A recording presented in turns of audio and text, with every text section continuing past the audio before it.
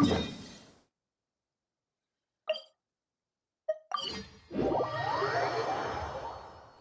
the scent of wet soil. That's the world waking up.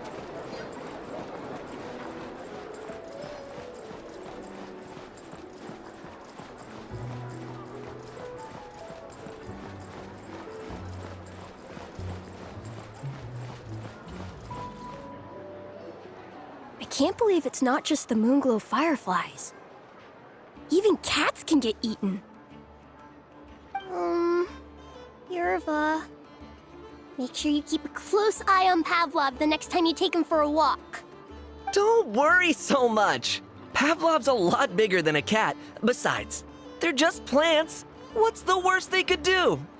I remember a certain fresh-faced adventurer saying something similar, right before coming face to face with a hexadecatonic mandragora. Hexadecatonic mandragora.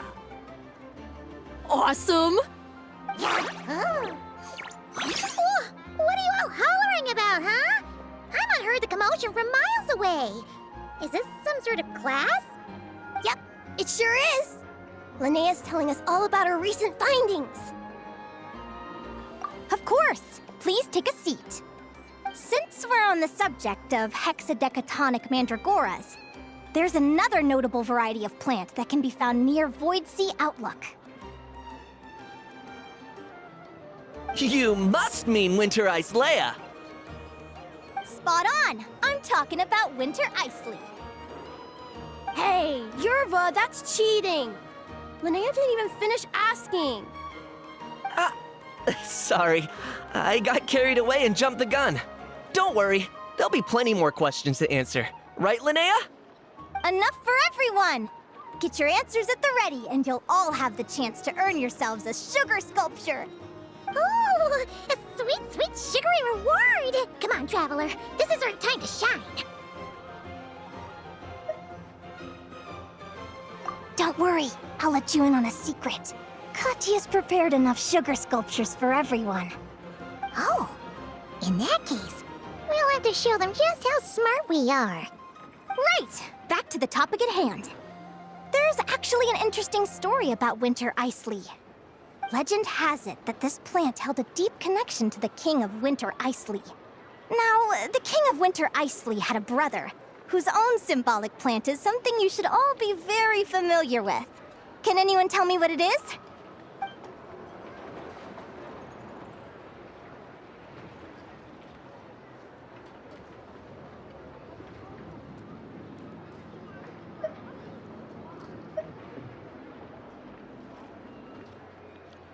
Correct! The answer is midsummer berries.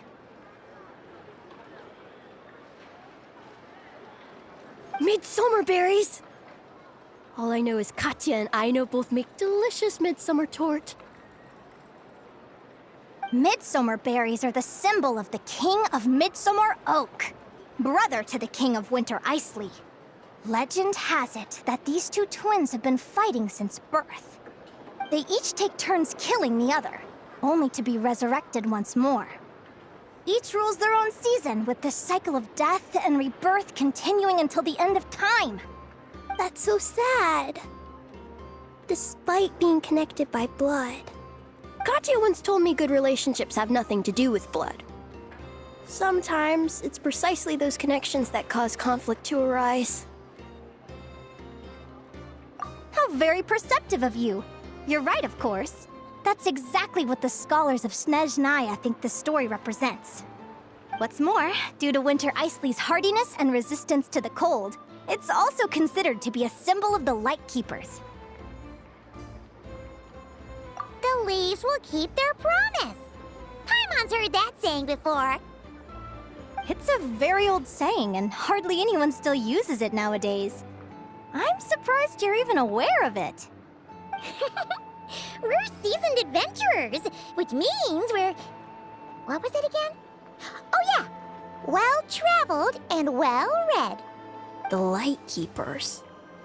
They're the ones who dress in black, right? Are they also hardy and resistant to the cold? But their clothes look so warm. If they really are so resistant, couldn't they wear a bit less? You've got it all muddled up. What Linnea means is that, just like Winter Isley, the Lightkeepers stand tall in the face of hardships as fierce as the icy wind. Wonderful! Your interpretation is spot on. But let me ask, how did you arrive at that understanding? Helga sent me a handbook, all the way from Fontaine. She told me about the language of flowers. Now all the flowers of Fontaine have their own secret meanings. I think if Winter Isley has a meaning, it must be something like unbending. Or maybe the courage to persevere until the end. Well, someone's clearly learning to draw inferences. Well done! And Miko, you may have approached it from a very different angle, but your sense of logic is certainly interesting. Let's see if you two can answer this next one. Ask away! No question's too hard for the traveler. Such confidence! In that case, I'll ask you one of my hardest. Why do nocturnal blossoms come in both red and blue?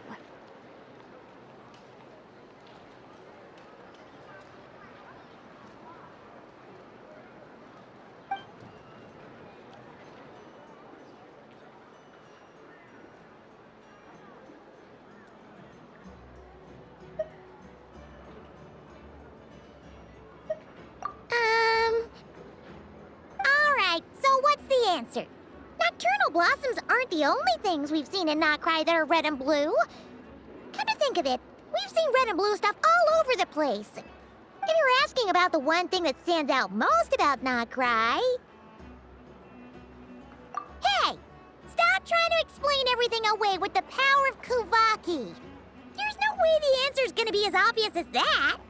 You're correct!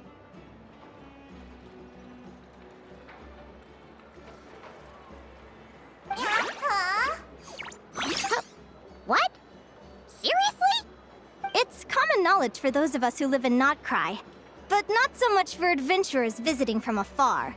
So, in context, I suppose it could be considered a tricky problem? But you weren't fooled by the question at all. It looks like you're on the path to becoming a real stellar adventurer. All right, that's it for today. All the students who answered a question can have a sugar sculpture! Huh? Wait a second! Don't tell Paimon that she's the only one who doesn't get any candy! If Paimon had known, she'd have answered more questions! Even if she'd have probably gotten them all wrong. Don't worry, don't worry. You'll get yours too. You and the Traveler are a team, just like Lumi and me. Well, Miss Linnea really is the best teacher ever!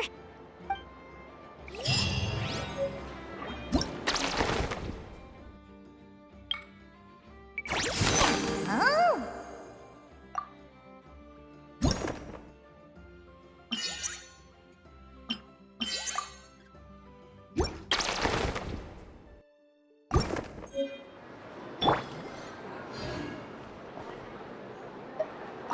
There's another legend that claims the opposing colors of the nocturnal blossom represent two sisters from the Frost Moon Scions. Do they kill each other too? I noticed that lots of stories have siblings who end up killing each other. What's up with that? We're not like that in the Conch Gang. Hey!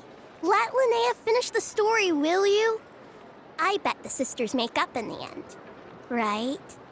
Otherwise, why would people use the nocturnal blossom with its two flowers joined together to represent them? I hope they make up in the end.